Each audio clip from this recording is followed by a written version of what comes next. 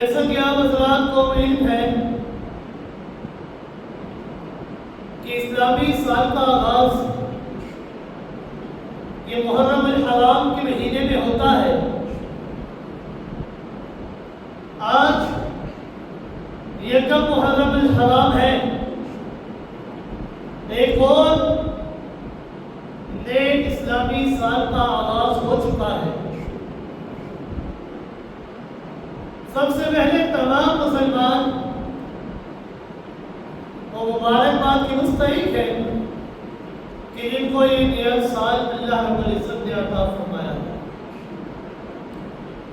اس نئے سال کے آغاز پر ہی اپنے آپ کو اس قدر تیار کر لیجئے کہ اللہ رب العزت گزشتہ سال کے اندر ہم سے جو کمی بیشی ہوئی ہے، ہم سے جو غلطیاں کوتاہیاں گناہ ہو چکے ہیں، اللہ رب العزت ہم ان کوتاہیوں کی تجھ سے معافیاں طلب کرتے ہیں، اور اس سال تجھ سے اس بات کا پختہ عزم پختہ ارادہ کرتے ہیں کہ اللہ رب العزت آج کے بعد ہم وہ غلطیاں اور کوتاہیاں کبھی نہیں کریں گے۔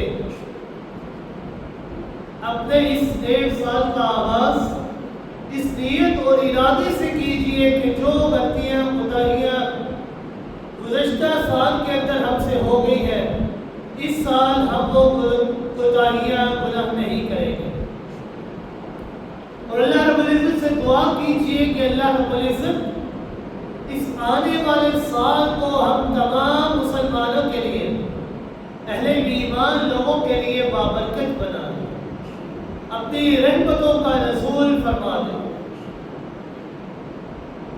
اسلامی سال کا آغاز یہ محرم الحرام کے مہینے میں سے ہوتا ہے، اور یہ مہینہ یہ بھی کوئی عام مہینہ ہی نہیں بلکہ بڑا ہی عظیم الشان، بڑا ہی عظمتوں والا، بڑا ہی برکتوں والا مہینہ ہے، بڑا ہی حرمت والا مہینہ ہے۔ اس مہینے کے اندر اللہ رب العزت نے انسان کو جنگ اور قتال سے بھی منع فرمایا ہے۔ سال کے مہینوں کی تعداد اللہ نے 12 مقرر کی، ان 12 مہینوں میں سے اللہ نے 4 مہینوں کو حرمت والا بنایا۔ ان حرمت والے مہینوں میں سے ایک مہینہ یہ محرم الحرام کا مہینہ بھی ہے۔ یہ محرم الحرام کا آغاز یہ عظیم الشان شخصیت کی شہادت سے ہوتا ہے کہ جس کا تذکرہ گزشتہ جمعۃ المبارک کی نشست میں میں نے آپ حضرات کے سامنے کیا تھا۔ سیدنا فاروق اعظم رضی اللہ تعالی جو کہ خلیفہ ثانی ہے، اللہ رب العزت نے یکم محرم الحرام ان کو اللہ رب العزت نے اپنی بارگاہ میں بنا لیا۔ حضرت عمر بن خطاب رضی اللہ تعالی یہ وہ عظیم شخصیت ہے کہ جن کو اللہ رب العزت نے دین اور اسلام کی دولت سے مالا مال فرمایا۔ حضرت عمر بن خطاب رضی اللہ تعالی یہ وہ شخصیت ہے کہ جن کو اللہ رب العزت نے دین کی بہت بڑی دولت عطا فرمائی ہے۔ حضرت عمر بن خطاب رضی اللہ تعالی ان کی ایک نمایاں خوبی یہ بھی ہے کہ آپ محدث و ملحد بھی تھے، یعنی آپ کی فطرت اور آپ کی طبیعت کو وحی نبوت سے اتنی مناسبت تھی کہ بارہا ایسے مواقع پیش آئے کہ نزول وحی سے قبل ہی اللہ رب العزت نے وہ بات آپ کے دل کے اندر ڈال دی، اور پھر آپ کی موافقت میں اللہ رب العزت نے قرآن مقدس کا نزول فرمایا اور آپ کی عظمت کو چار چاند لگا دیا۔ اسی لیے تو جناب محمد رسول اللہ صلی اللہ علیہ وسلم نے فرمایا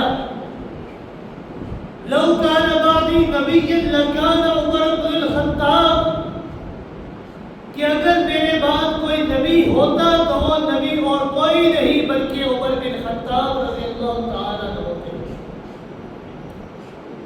یعنی اللہ رب العزت نے ان کی طبیعت کو اور فطرت کو وحی نبوت سے اتنی مناسبت عطا فرمائی کہ خود آقا دو جہان صلی اللہ علیہ وسلم یہ فرمانے پر مجبور ہو گئے کہ لو کان بعدی نبی لکان عمر بن الخطاب کہ اگر میرے بعد کوئی نبی ہوتا تو وہ عمر بن خطاب. یعنی بارہا ایسے مواقع آئے کہ اللہ نے ان کی کہی ہوئی بات کے مطابق قرآن کا نزول فرمایا اور ان کی عظمت اور عزت کو چار چاند اللہ نے لگایا. حدیث اور تاریخ کی کتب میں بہت سے ایسے واقعات ملتے ہیں انسان کہ جہاں پر انسان دیکھے گا کہ اللہ رب العزت نے قرآن مقدس کا نزول فرمایا اس سے پہلے وہ بات سیدنا فاروق اعظم رضی اللہ تعالی عنہ نے ارشاد فرمایا. آپ حضرات اس بات سے بخوبی واقف ہے کہ یہ جو شراب تھی، شراب یہ کس حد تک اس معاشرے کے اندر رچی بسی ہوئی تھی. کوئی محفل، کوئی مجلس ایسی نہیں تھی کہ جہاں پر شراب نہ پی جاتی. حتیٰ کہ بعض صحابہ اکرام وہ بھی یہ شراب کا کاروبار کیا کرتے تھے. شراب کے اس دور کے اندر عام تھی، معاشرے کے اندر رچی بسی ہوئی تھی. کوئی محفل، کوئی مجلس، کوئی ضیافت اس سے خالی نہ تھی. اللہ رب العزت نے اپنی حکمت بالغہ کے ساتھ اس کی بتدریج ممانعت شروع فرما دی، کیونکہ اللہ رب العزت اس بات سے بخوبی واقف تھے کہ اگر کوئی انسان ایک چیز کا عادی بن جائے نا، اگر اس کو فوراً حکم دیا جائے کہ تم نے یہ کام نہیں کرنا تو اس کے لیے وہ کام چھوڑ دینا اچانک سے بہت مشکل ہو جاتا ہے. تو اللہ رب العزت اس بات سے بخوبی واقف تھے کہ اس دور کے اندر شراب یہ معاشرے کے اندر بے حد رچی بسی ہوئی تھی. ہر جگہ پر شراب پیا کرتے تھے لوگ. اس لیے اللہ رب العزت نے بتدریجاً آہستہ آہستہ شراب کی ممانعت شروع فرما دی.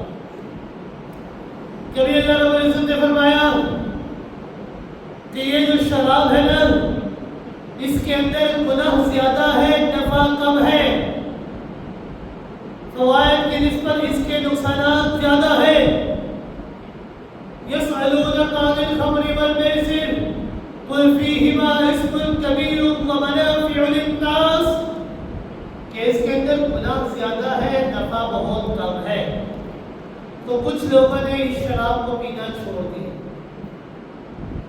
لیکن پھر اللہ رب العزت نے دوبارہ شراب کی حرمت کا حکم دیا، لیکن ابھی مکمل طور پر حکم نہیں دیا، بلکہ اللہ رب العزت نے فرمایا یا ایھا الذین آمنوا لا تقربوا الصلاة وانتم سکارى کہ اے ایمان والو نماز کے قریب نہ جاؤ اس حال میں کہ تم نشے کی حالت میں. یعنی اب لوگوں نے بھی نماز کے وقت شراب کو پینا ختم کر دیا. پہلے کچھ لوگوں نے وسیع ختم کر دیا جب سنا کہ اس کے اندر نفع کم نقصان زیادہ. کچھ لوگوں نے چھوڑ دیا، پھر کچھ لوگوں نے اس وقت چھوڑ دیا کہ جب حکم ملا کہ نماز کے وقت نہ پیا کرو.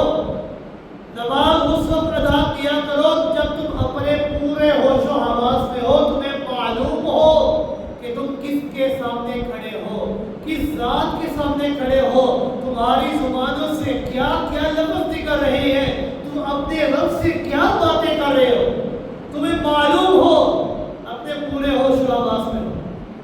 لوگوں نے نماز کے وقت شراب کو پینا ختم کر دیا، لیکن ابھی بھی لوگ شراب پیا کرتے تھے. سیدنا فاروق اعظم رضی اللہ تعالی عنہ کی یہ شدید خواہش تھی کہ یہ خبیث شے جلد از جلد حرام کر دی جائے. چنانچہ آپ نے ایک دن بڑی سوچ کے ساتھ اللہ رب العزت سے دعا کی. کیا دعا کی؟ اللہم بین لنا فی الخمر بیانا شافعا کہ کہ اے اللہ اس شراب کے متعلق ہمیں ایک واضح اور صریح حکم عطا فرما دے، ایسا واضح اور صریح حکم عطا فرما دے کہ جس کے بعد یہ شراب یہ قطعی طور پر حرام ہو، لوگ اس شراب کے قریب ہی نہ جائیں۔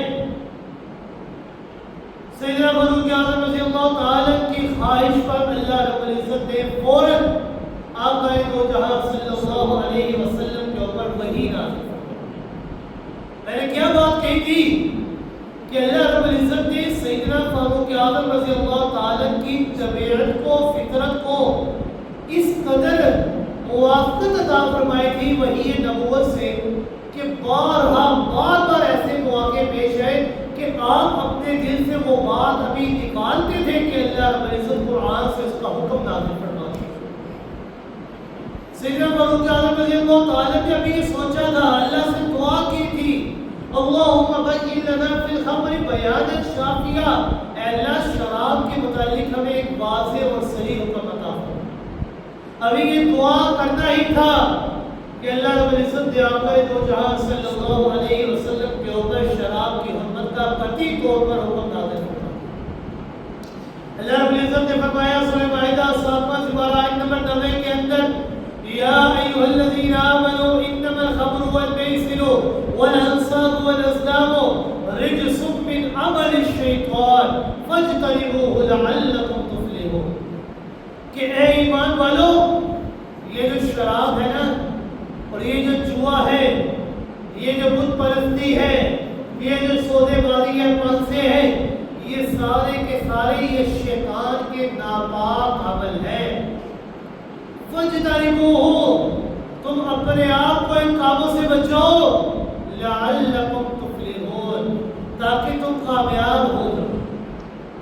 اللہ رب العزت نے صاف انسان کو بتا دیا کہ یہ سارے کے سارے من عمل الشیطان، یہ شیطان کے اعمال میں سے ہے، اور تم جو بندے ہو نا وہ شیطان کے بندے نہیں بلکہ رحمان کے بندے۔ تم نے شیطان کے بندے نہیں بننا بلکہ رحمان کا بندہ بنتا ہے، اور رحمان کے بتائے ہوئے اعمال کے اوپر عمل کرتا ہے۔ لہذا یہ جو شیطان کے اعمال ہے، شراب پینا، جوئے بازی کرنا، سٹے بازی کرنا، یہ سارے کے سارے یہ شیطانی اعمال ہے۔ فَاجْتَنِبُوهُ، اپنے آپ کو ان کاموں سے بچاؤ، لَعَلَّكُمْ تُفْلِحُونَ، تاکہ تم کامیاب ہو سکو۔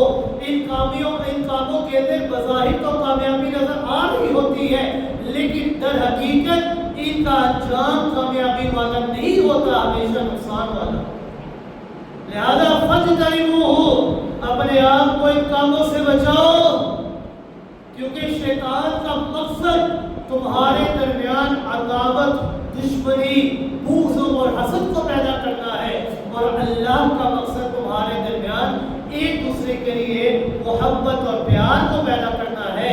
لہذا اب یہ تمہارے اوپر ہے کہ تم اپنے آپ کو شیطان کا بندہ بنانا پسند کرتے ہو یا رحمان کا بندہ بنانا پسند کرتے ہو۔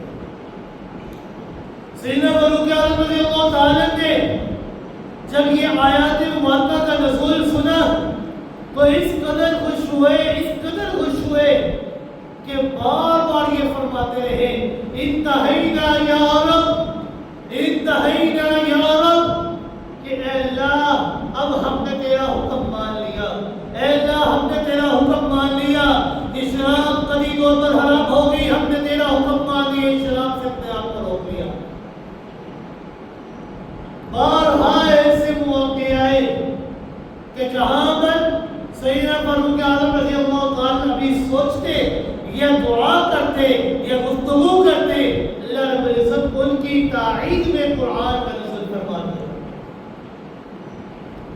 صرف اتنا ہی نہیں، رئیس المنافقین عبداللہ بن ابی جب موت کا وقت آ گیا، موت آ گئی، تو پیغمبر کائنات صلی اللہ علیہ وسلم سے اس کے مخلص اور مومن بیٹے نے گزارش کی کہ اللہ کے رسول صلی اللہ علیہ وسلم آپ میرے باپ کا جنازہ پڑھا۔ اب رئیس المنافقین آپ صلی اللہ علیہ وسلم کو معلوم ہے کہ عبداللہ بن ابی منافق ہے، بیٹا یہ مخلص ہے، مومن ہے، گزارش کرتا ہے کہ اللہ کے رسول صلی اللہ علیہ وسلم آپ میرے باپ کا جنازہ پڑھا دو. ہو سکتا ہے کہ اللہ رب العزت میرے باپ کی معافی فرما دے، میرے باپ کو معاف فرما دے. آپ صلی اللہ علیہ وسلم نے اپنی رافت و رحمت کی بنیاد پر اس کا جنازہ پڑھانے کا ارادہ فرمایا. صرف ارادہ ہی نہیں بلکہ آپ صلی اللہ علیہ وسلم نے عبداللہ بن ابی کے کفن کے لیے اپنا کرتا بھی عطا فرمایا. صرف اتنا ہی نہیں بلکہ آپ صلی اللہ علیہ وسلم نے اس کی میت پر حاضر ہو کر اس کے منہ میں اپنا مبارک لعاب دہن بھی ڈالا. منافق کی عزت افزائی کا یہ منظر سیدنا فاروق اعظم رضی اللہ تعالی عنہ سے ناقابل برداشت ہو. وہ برداشت نہ کر سکے جب پیغمبر مدینہ صلی اللہ علیہ وسلم اس کا جنازہ پڑھانے کے لیے آگے بڑھے. سیدنا فاروق اعظم رضی اللہ تعالی عنہ نے فوراً روک لیا، آپ کے دامن کو تھام لیا، عرض کرنے لگے یا رسول اللہ صلی اللہ علیہ وسلم اعلی عدو اللہ، اللہ کے رسول صلی اللہ علیہ وسلم کیا آپ اللہ کے دشمن کا جنازہ پڑھائیں گے؟ آپ اس بات سے تو بخوبی واقف ہے یہ منافق ہے، یہ دائرہ اسلام کے اندر صحیح طور پر داخل نہیں ہوا. ایک نے اپنے فائدے کے لیے اسلام کو قبول کیا تھا. آپ جانتے ہیں آپ کیا اللہ کے دشمن کا جنازہ پڑھائیں گے؟ حضرت عمر فاروق رضی اللہ تعالیٰ عنہ نے واضح الفاظ میں آپ صلی اللہ علیہ وسلم کو نماز جنازہ پڑھانے سے روکا کہ یہ اللہ کا دشمن ہے، آپ جنازہ نہ پڑھائیں. صاف صحیح الفاظ میں جنازہ پڑھانے سے روکا.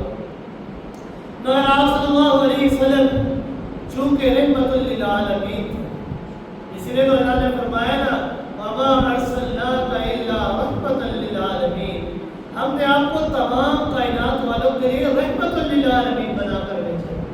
آپ انسانوں کے لیے بھی رحمت للعالمین، آپ جنات کے لیے بھی رحمت للعالمین، آپ مسلمانوں کے لیے بھی رحمت للعالمین، آپ منافقین کے لیے بھی رحمت للعالمین، مشرکین کے لیے بھی رحمت للعالمین. ہر جگہ پر آپ صلی اللہ علیہ وسلم نے ہر کسی کے حقوق کا خیال کیا. مرد ہے، عورت ہے، بچہ ہے، بوڑھا ہے، ہر ایک کے حقوق کا خیال کیا اور ہر ایک کو ان تمام حقوقوں کی پاسداری کا درس بھی دیا ہے کہ تم نے ان کے حقوق کا خیال رکھنا ہے.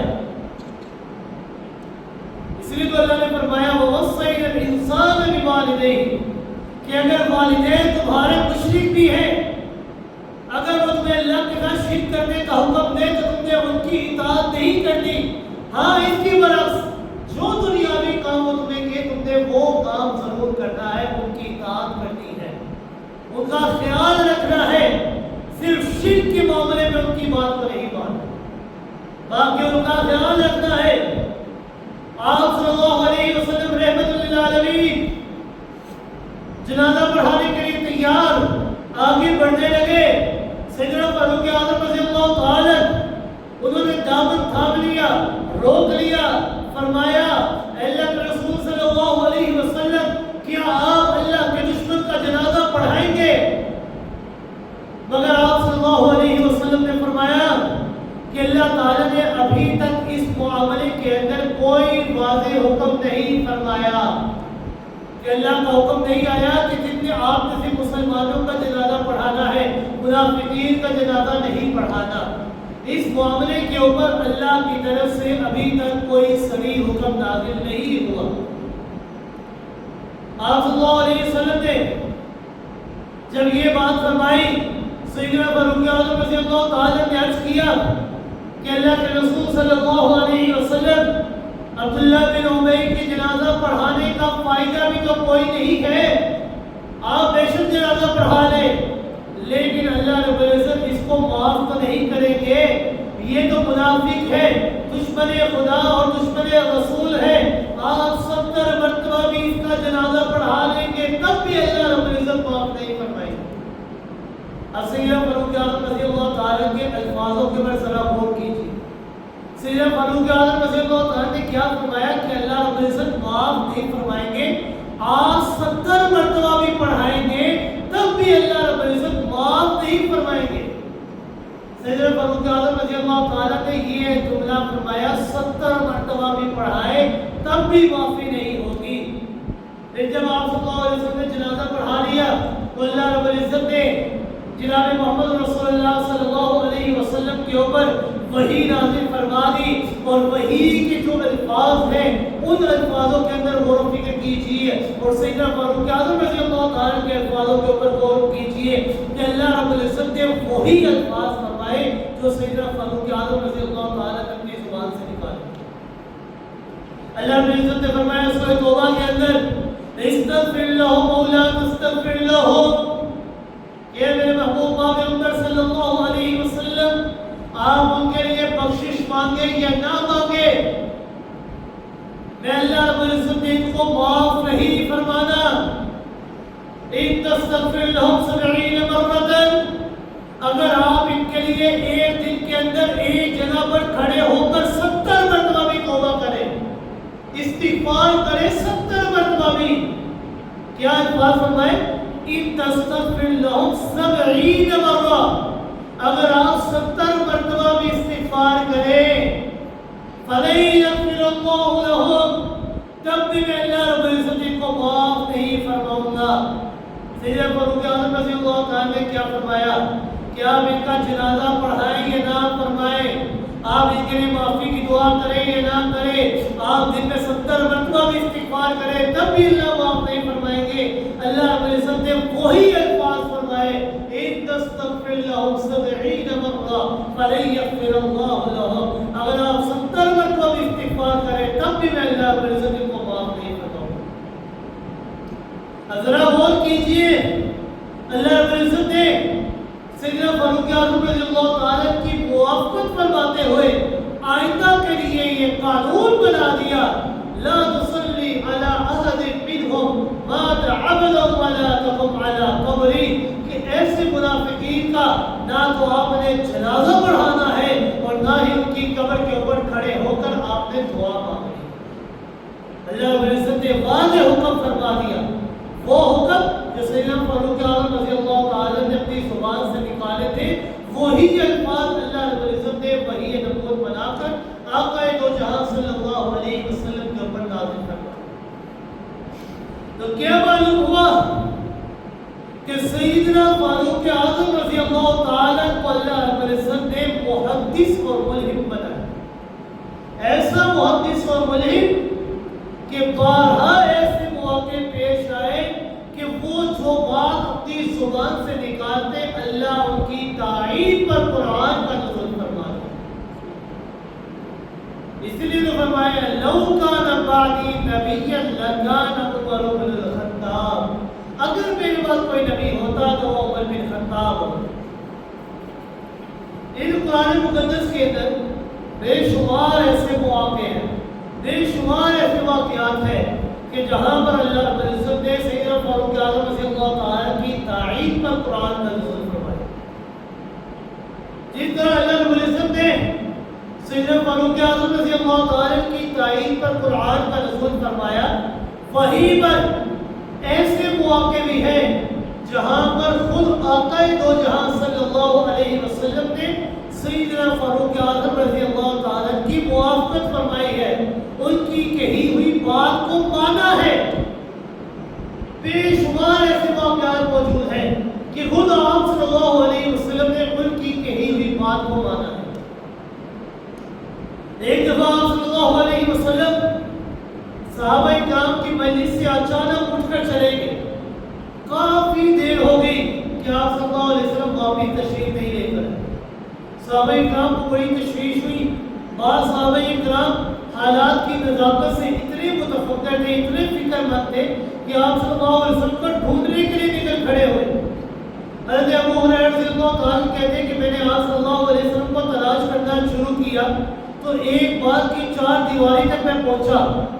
آپ صلی اللہ علیہ وسلم کی تلاش میں اس باغ کے اندر جانے کا جو رستہ تھا نا وہ مجھے یاد ہی نہ رہا کہ اس کا دروازہ کہاں پر ہے.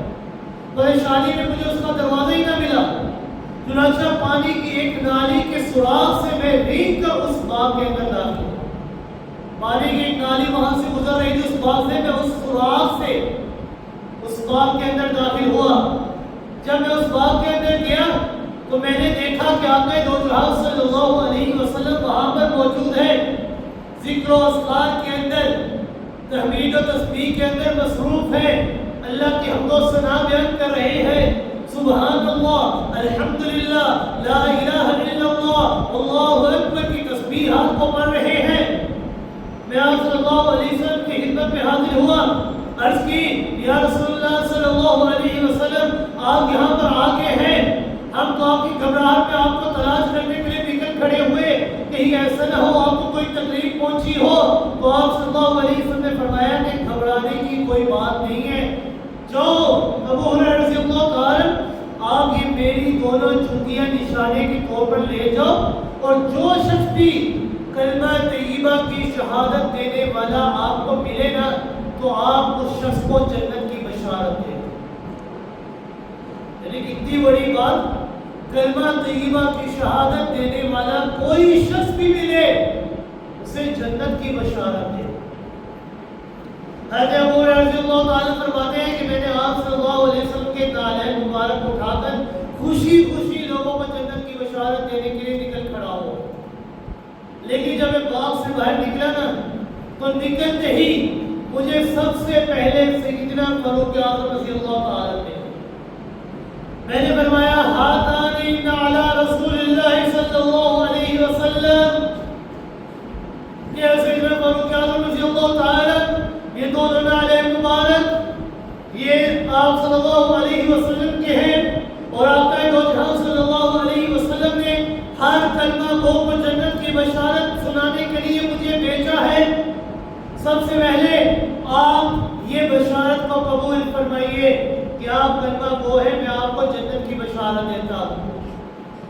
حضرت ابو ہریرہ رضی اللہ تعالیٰ فرماتے ہیں کہ سیدنا فاروق اعظم رضی اللہ تعالیٰ فرمانے لگے کہ یہ خوشخبری آپ لوگوں کو نہ سنائیے. کیا کہنا؟ یہ خوشخبری آپ لوگوں کو نہ سنائیے. اب آقا دو جہاں صلی اللہ علیہ وسلم خاتم النبیین پیغمبر ہیں، انہوں نے کہا کہ آپ لوگوں کو خوشخبری سنائیے، ہر کلمہ گو کو جنت کی بشارت دے دیجیے. صحابی رسول حضرت ابو ہریرہ رضی اللہ تعالیٰ خوشی خوشی ہر کلمہ گو کو جنت کی بشارت کی خوشی دینے کے لیے جا رہے ہیں. لیکن سب سے برعکس سیدنا فاروق اعظم رضی اللہ تعالیٰ نے یہ بشارت، یہ خوشخبری لوگوں کو سنانے سے منع کر دیا اور فرمایا کہ آپ نے یہ خوشخبری لوگوں کو نہیں سنانی، اور فرمایا کہ آپ میرے ساتھ واپس چلیے. میں نے کہا میں ہرگز آپ کے ساتھ واپس نہیں جاؤں گا، میں تو مدینہ منورہ کی گلی گلی میں ہر کلمہ گو کو، ہر کلمہ پڑھنے والے کو یہ جنت کی خوشخبری سناؤں گا. سیدنا فاروق اعظم رضی اللہ تعالیٰ نے فضرب علی صدری فخررت علی رزقی، انہوں نے میرے سینے کے اوپر ایک تھپڑ مارا اور میں اپنے ستون کے بل زمین پر جا گیا. حضرت ابو ہریرہ رضی اللہ تعالیٰ فرماتے ہیں کہ میں اپنے ستونوں کے بل زمین پر گر پڑا. فاجهشت بالبقاء، میں زور زور سے رونے لگ گیا. سیدنا فاروق اعظم رضی اللہ تعالیٰ بڑے طاقتور جسم کے مالک تھے، بڑے چڑی، بڑے دلیر تھے، اور ابو ہریرہ رضی اللہ تعالیٰ بڑے ہی کمزور تھے. سیدنا فاروق اعظم رضی اللہ تعالیٰ کے ایک سینے پر ہاتھ مارنے سے آپ اپنی ستون کے بل زمین پر گر گئے، اور سیدنا ابو ہریرہ رضی اللہ تعالیٰ رونے لگے اور فرماتے ہیں کہ میں روتا روتا رسول اکرم صلی اللہ علیہ وسلم کی خدمت میں حاضر ہوا. پیچھے سے سیدنا فاروق اعظم رضی اللہ تعالیٰ بھی آئے، وہ عرض کرنے لگے. سیدنا فاروق اعظم سیدنا ابو ہریرہ رضی اللہ تعالیٰ فرماتے ہیں بِأَبِي أَنْتَ وَأُمِّي أَبْعَثْتَ أَبَا هُرَيْرَةَ مِنْ عَلَيْكَ. یہ سیدنا فاروق اعظم رضی اللہ تعالیٰ نے فرمایا کہ میرے ماں باپ آپ کے اوپر قربان جائے، آپ کے اوپر فدا ہو، کیا آپ نے یہ جنت کی خوشخبری سنانے کے لیے حضرت ابو ہریرہ رضی اللہ تعالیٰ کو اپنے یہ نالین مبارک دے کر بھیجا ہے؟ آپ صلی اللہ علیہ وسلم نے فرمایا کہ جی ہاں، میں نے یہ جنت کی خوشخبری سنانے کے لیے سیدنا ابو ہریرہ رضی اللہ تعالیٰ کو یہ نالین مبارک دے کر بھیجا ہے. سیدنا فاروق اعظم رضی اللہ تعالیٰ عرض کرنے لگے کہ اللہ کے رسول صلی اللہ علیہ وسلم، اس کائنات کے اندر لوگ ہر قسم کے موجود ہوتے ہیں۔ ہر قسم کی طبیعت، ہر بندے کی طبیعت، ہر بندے کا مزاج یہ ایک طرح کا نہیں ہوتا، یہ مزاج مختلف ہوا کرتے ہیں۔ لوگ تو ہر قسم کے موجود ہوتے ہیں۔ بعض لوگ تو یقیناً کی خوشخبری سن کر اعمال سے بے نیاز ہو جائیں گے۔ جب انہوں نے یہ جنت کی خوشخبری سن لیں گے تو پھر تو وہ اعمال کرنا ہی چھوڑ دیں گے نہیں کہ ہمیں تو جنت کی خوشخبری مل گئی، اب ہم کیوں نیک اعمال کریں؟ ہمیں تو جب جنت کی خوشخبری مل گئی، اور کس کی زبان سے، کس کی لسان مقدس سے؟ آقا دو جہاں صلی اللہ علیہ وسلم کی، ان کی لسان مقدس سے جب ہمیں جنت کی بشارت مل گئی تو ہمیں اور کیا چاہیے؟ ہم کیوں نیک اعمال کریں؟ بس کلمہ پڑھا اور بس کلمہ پڑھا اور جنت کے امیدوار بن کے، جنت کے داعی بن کے۔ لہذا آپ یہ خوشخبری آپ نہ کریں، لوگوں کو اپنے نیک اعمال کرنے دیں۔ انی اخشی ان یتکل الناس علیہا فخلهم یعملون، پھر مجھے خوف ہے اس بات کا کہ اگر لوگوں نے اس خوشخبری کو سن لیا تو لوگ نیک اعمال کرنا چھوڑ دیں گے۔ تو پھر آپ صلی اللہ علیہ وسلم نے جب سیدنا فاروق اعظم رضی اللہ تعالیٰ کی یہ بات سنی نا تو سیدنا آپ صلی اللہ علیہ وسلم نے ان کی موافقت کرتے ہوئے ارشاد فرمایا کہ اے ابو ہریرہ رضی اللہ تعالیٰ میرے جوتے رکھ دو اور یہ خوشخبری نہ سناؤ لوگوں کو، فَغِلَّهُمْ يَعْمَلُونَ، آپ یہ خوشخبری نہ سنائیے اور لوگوں کو نیک اعمال کرنے دیجیے۔ لوگ نیک اعمال کریں۔ اب کیا سمجھ آئی کہ جس طرح خالق کائنات، جس طرح رب کائنات سیدنا فاروق اعظم رضی اللہ تعالیٰ کی تائید پر قرآن کا نزول فرمایا کرتے تھے، اسی طرح آقا دو جہاں صلی اللہ علیہ وسلم بھی یہ سیدنا فاروق اعظم رضی اللہ تعالیٰ کی کہی ہوئی بات کو مانا کرتے تھے اور تسلیم کیا کرتے تھے۔ اسی لیے آپ کا ایک لقب مقدس اور ملہم آپ کو کہا گیا۔ لو کان بعدی نبی لکان عمر بن الخطاب، یہ جملے آپ نے یوں ہی نہیں کہے، یہ اسی وجہ سے کہتے کہ آپ کو وحی نبوت سے بہت ہی زیادہ موافقت ہے کہ جو بات آپ کے دل میں ہوتی اللہ اس کو آسمانوں سے قرآن بنا کر نازل کرتا ہے۔ غزوہ تبوک کے موقع پر صحابہ کرام کی انتہائی معاشی تنگی کا شکار تھے۔ بہت سے بالغ اور صحابہ کرام کے پاس نہیں تھا۔ غزوہ تبوک یہ بہت سی معاشی تنگی کا شکار تھے صحابہ کرام۔ 30,000 کا لشکر تھا اور کھانے پینے کی شدید قلت تھی، اسی لیے اس غزوے کا ایک نام جیش العسرہ بھی رکھا گیا کہ جیش العسرہ وہ جہاد جو تنگی سے بھرپور تھا۔ صحابہ کرام کے پاس کھانے پینے کی بھی شدید قلت تھی۔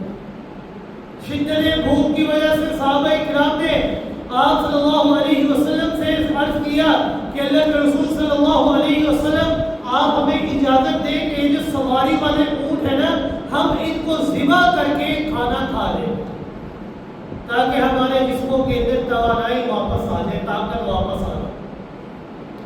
آپ صلی اللہ علیہ وسلم نے اجازت دے دی کہ آپ یہ جو سواری والے اونٹ ان کو ذبح کر کے کھانا کھا سکتے ہیں، لیکن سیدنا فاروق اعظم رضی اللہ عنہ نے فرمایا یا رسول اللہ صلی اللہ علیہ وسلم ایسا نہ کیجیے، ایسا نہ کریں، اس طرح جو سواریاں کم ہو جائیں گی۔ آپ صلی اللہ علیہ وسلم لشکر میں سے کھانے پینے کی سب اشیاء کو جمع فرما کر اس میں اللہ رب العزت سے برکت کی دعا کیجیے۔ سیدنا فاروق اعظم رضی اللہ تعالیٰ چاہتے تھے کہ آقا دو جہاں صلی اللہ علیہ وسلم دعا کریں تو اللہ دعا کو ضرور قبول فرماتا ہے۔ سیدنا فاروق اعظم رضی اللہ تعالیٰ نے فرمایا کہ آپ سواریوں کو ذبح نہ کرنے کا حکم دیں، اس طرح ہماری سواریاں کم ہو جائیں گی۔ آپ ایک کام کیجئے، ایک دسترخوان لیں، اس میں جو تھوڑا بہت کھانا ہے اس کو جمع کر کے اس کھانے کے اوپر اللہ کی طرف سے برکت کی دعا فرما دیں۔ یقیناً اللہ رب العزت آپ کی دعا کو ضرور قبول فرمائے۔ چنانچہ آپ صلی اللہ علیہ وسلم نے سیدنا فاروق اعظم رضی اللہ تعالیٰ کے مشورے کے مطابق صحابہ کرام کو اونٹوں کو ذبح کرنے سے منع کر دیا اور ایک دسترخوان پر جو بچا کچا کھانا تھا سارا جمع کرنے کا حکم دیا۔ سب کے سب صحابہ کرام نے ایک چھوٹے سے دسترخوان کے اوپر تمام کھانے پینے والی چیزوں کو اکٹھا کر دیا۔ کوئی صحابی مٹھی میں جو لے کر آیا، کوئی صحابی مٹھی میں کھجورے لے کر آیا، کوئی صحابی روٹی کا ایک دو ٹکڑا لے کر آیا، کوئی صحابی خالی کھجور کی کٹلیاں لے کر آیا۔ اب ذرا اندازہ لگائیے کہ یہ غزوہ جو تھا، غزوہ تبوک، کس قدر معاشی تنگی کا شکار تھا۔ یہ کھانے پینے کی اتنی شدید قلت تھی کہ کوئی صحابی ایک دو روٹی کے ٹکڑے لے کر آیا، کوئی خالی کٹلیاں لے کر آیا، کوئی مٹھی بھر جو لے کر آیا، کوئی مٹھی بھر کھجورے لے کر آیا۔ لیکن اللہ کی راہ میں جہاد کرنے کا اتنا پختہ عزم تھا کہ کھانے پینے کی چیزوں کی پرواہ نہ کرتے ہوئے بھی پھر بھی اللہ کی راہ میں جہاد کرنے کے لیے نکل گئے۔ 30,000 کا لشکر تھا اور یہ کھانے پینے کی چند چیزیں موجود تھیں۔ یہ ساری کھانے پینے کی چیزیں جب اکٹھی کی گئی تو ایک چھوٹے سے دسترخوان میں ایک چھوٹا سا ڈھیر لگ گیا۔ آپ صلی اللہ علیہ وسلم نے اس ڈھیر کے اوپر اللہ کی طرف سے برکت کی دعا فرمائی اور آپ صلی اللہ علیہ وسلم نے تمام صحابہ کرام کو حکم دیا، خذوا فی اوعیتکم، کہ صحابہ کرام آؤ اور اپنے اپنے برتنوں کو اس کھانے سے بھر لو۔ تمام کے تمام صحابہ کرام، ایک دو نہیں، 100 نہیں، 1000 نہیں، 10,000 نہیں، 30,000 صحابہ کرام موجود ہیں۔ ایک ایک کر کے تمام صحابہ کرام آتے گے اور آ کر اپنے تھیلوں کو، اپنے دوشادان کو، سب برتن کو اس غذا سے بھرنے لگے۔ حتی ما ترکوا فی المعسکر وعیاؤ الی مصری، کہ یہاں تک کہ پورے لشکر کے تمام مشکیزیں، تمام برتن، تمام دوشادان بھر کے وفضلت فالنظر، اور جتنا ڈھیر لگایا تھا ابھی تک وہ ڈھیر اسی طرح پڑا ہوا۔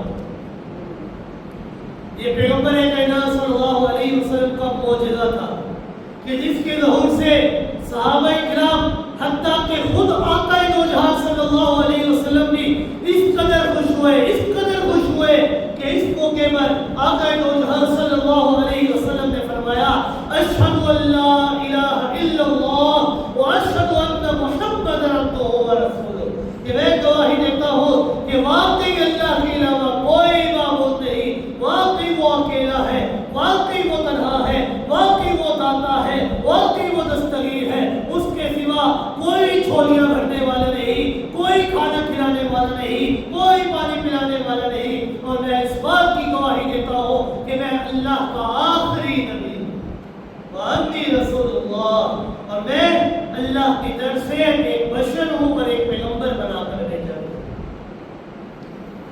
اب آپ صلی اللہ علیہ وسلم نے جس طرح خالق کائنات نے سیدنا فاروق اعظم رضی اللہ تعالیٰ عنہ کی موافقت پر قرآن کا نزول فرمایا، اسی طرح آقا دو جہاں صلی اللہ علیہ وسلم نے بھی سیدنا فاروق اعظم رضی اللہ تعالیٰ عنہ کے مشوروں کو تسلیم کیا اور اپنے طرف سے جو فیصلہ کیا تھا اس کو رد کیا۔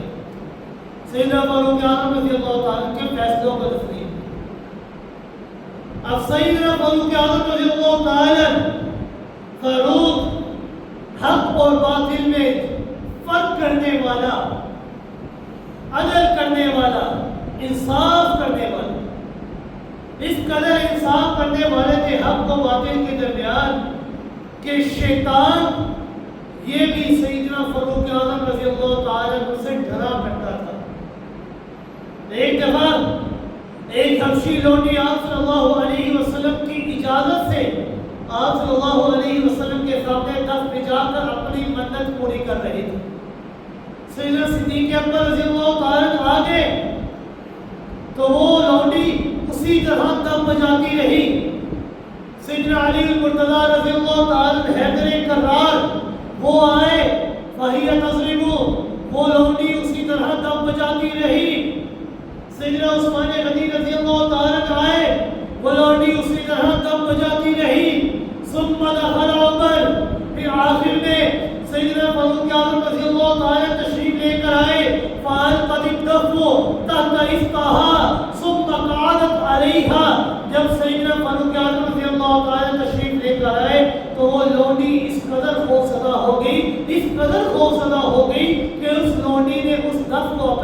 پیچھے رکھ لیا اور اس صف کے اوپر خود بیٹھ گئی۔ رسول اکرم صلی اللہ علیہ وسلم نے جب یہ منظر دیکھا نا فوراً مسکرائے، مسکراتے ہوئے عرض کیا، فرمایا، ارشاد فرمایا، ان الشیطان لا یخاف منک یا عمر، کہ عمر بے شک شیطان تجھ سے خوف کھاتا ہے۔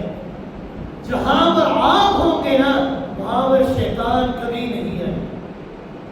ایک موقع پر آپ صلی اللہ علیہ وسلم نے یہاں تک فرمایا، یا ابن الخطاب والذی نفسی بیدہ، اپنی جان کی قسم کھائی آپ نے دو جہاں صلی اللہ علیہ وسلم، فرمایا اے ابن خطاب رضی اللہ تعالی قسم ہے اس ذات کی کہ جس کے قبضہ قدرت میں محمد رسول اللہ صلی اللہ علیہ وسلم کی جان ہے، ما لقیک الشیطان سارقا فجا قط الا صدق فج غیر فجک، کہ سیدنا فاروق اعظم رضی اللہ تعالی شیطان آپ سے اتنا ڈرتا ہے، اتنا خوف کھاتا ہے کہ جس رستے سے آپ آ رہے ہو نا شیطان اس رستے کو خوف کے مارے چھوڑ دیتا ہے، یعنی اس رستے سے شیطان آتا ہی نہیں ہے جس رستے سے سیدنا فاروق اعظم رضی اللہ تعالی آ رہے ہو۔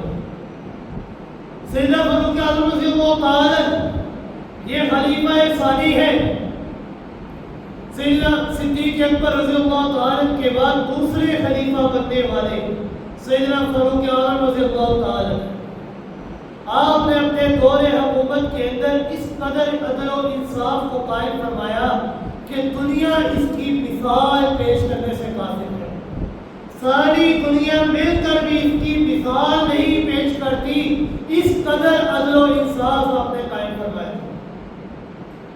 حتیٰ کہ ایک موقع پر مسجد نبوی ہے،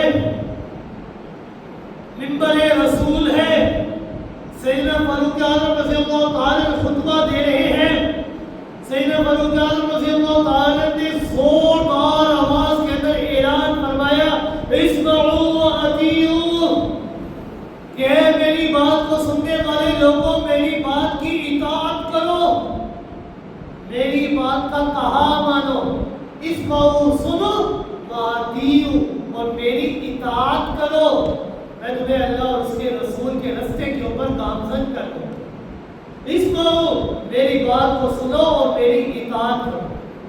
یعنی عدل و انصاف کو اس قدر قائم کیا تھا کہ ذرا غور کیجئے کہ اس واقعے کے اندر اتنا عدل و انصاف تھا کہ آپ نے منبر رسول کے اوپر کھڑے ہو کر فرمایا، اسمعوا واطیعوا، میری بات کو غور سے سنو اور قبول کرو۔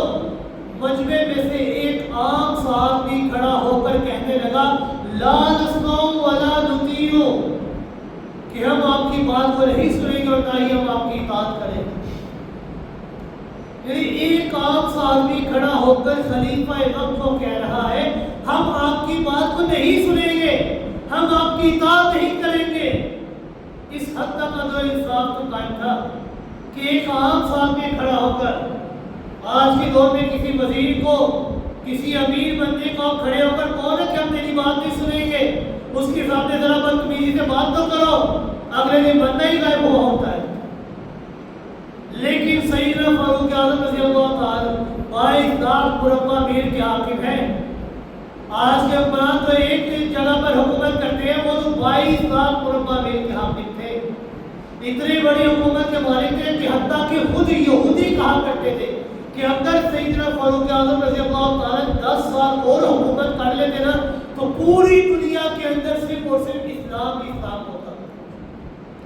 اگر 10 سال اور اللہ رب العزت ان کو زندگی دیتے نا تو پوری دنیا کے اندر صرف اور صرف ایک عالم ہوتا، وہ بھی اسلام کا عالم۔ خود یہودی کہا کرتے تھے۔ اب خلیفہ وقت ہے، 22 لاکھ مربع میل کے حکمران ہیں، لیکن عدل و انصاف کا اس قدر مقام ہے کہ امیر المؤمنین منبر رسول کے اوپر کھڑے ہو کر کہتے ہیں کہ میری بات مانو اور میری بات کو سنو۔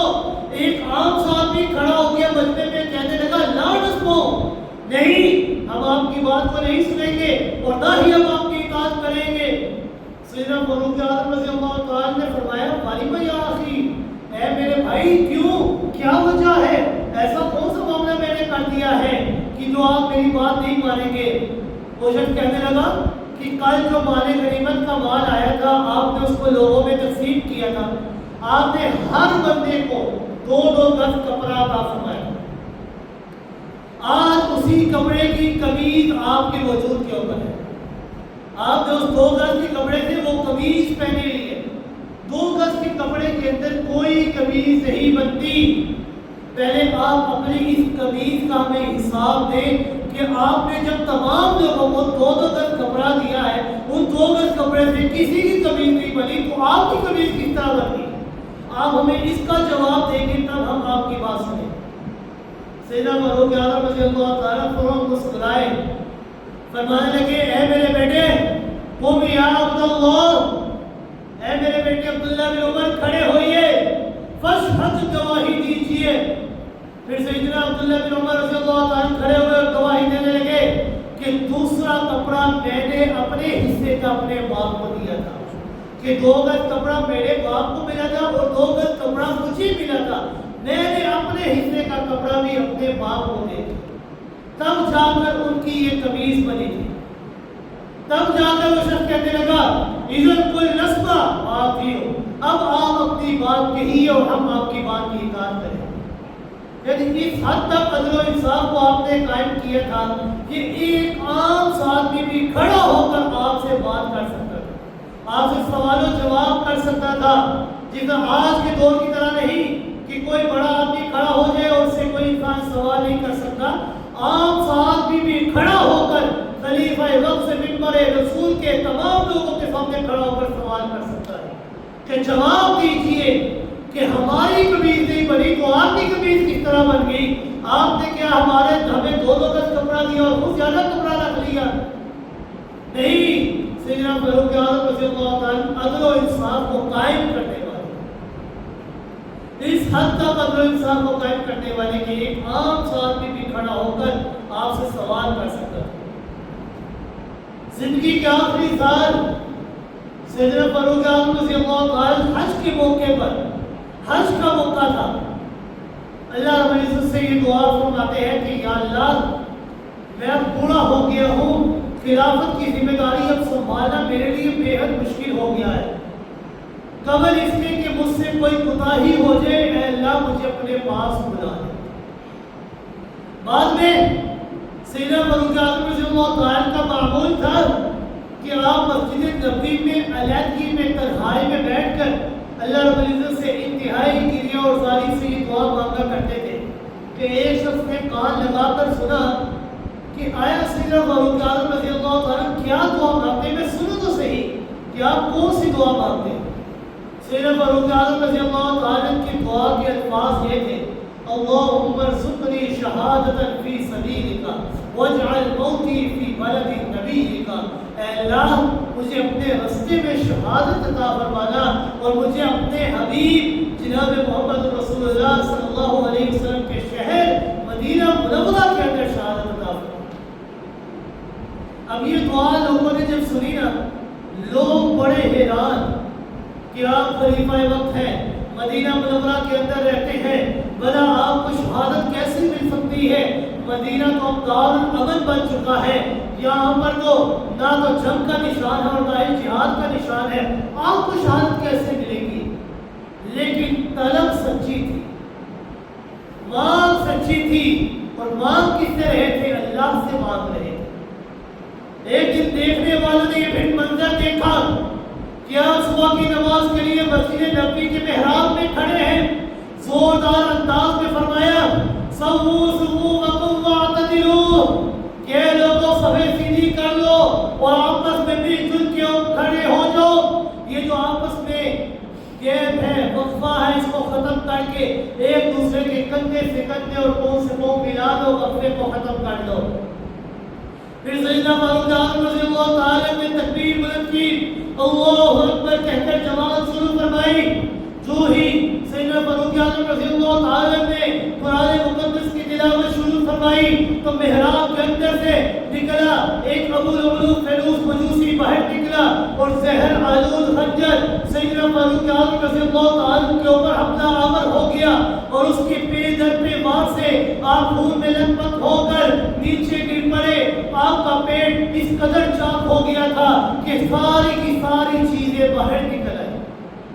اس ظالم کو پکڑنے کی کوشش میں مزید 13 آدمی بھی زخمی ہو گئے، جن میں سے 9 آدمی بعد میں جام شہادت نوش فرما. یعنی اس حد تک صفیں بندی ہوئی تھی کہ پیچھے تک رش تھا فجر کی نماز میں، اور اس کو باہر نکلنے کا کوئی موقع نہیں ملا. سیدنا فاروق اعظم رضی اللہ تعالیٰ محراب کے اندر گرے پڑے ہیں، مگر آپ کو نماز کی اتنی فکر تھی کہ آپ نے حضرت عبدالرحمن بن عوف رضی اللہ تعالیٰ کو فوراً امامت کے لیے آگے کر دیا اور فرمایا کہ عبدالرحمن بن عوف میری فکر نہ کیجئے، پہلے نماز کی فکر کیجئے. میری جان جاتی ہے تو چلی جائے، لیکن یہ رب کی جو نماز ہے وہ نہیں جانی چاہیے. پچھلی صفوں کے لوگ سیدنا فاروق اعظم رضی اللہ تعالیٰ کی تلاوت کی آواز نہ آنے کی وجہ سے بار بار سبحان اللہ کہتے رہے، مگر ان کو کیا پتا کہ سیدنا فاروق اعظم رضی اللہ تعالیٰ کے اوپر کیا گزر رہی ہے. نماز مکمل ہونے کے بعد لوگوں کو جب اس حادثہ فاجعہ کے بارے میں پتہ چلا تو پورے مدینے میں کوہرام مچ گیا. آپ کو گھر لایا گیا، دوا دی گئی، مگر دوا زخموں کے رستے سے باہر نکل آئی. آپ کے بچنے کی اب کوئی امید نہ باقی نہ رہی. آپ نے سوال فرمایا کہ میرا قاتل آیا کوئی مسلمان تھا یا کافر تھا؟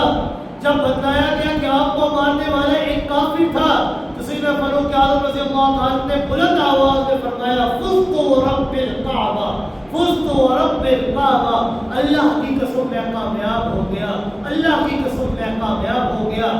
کیوں؟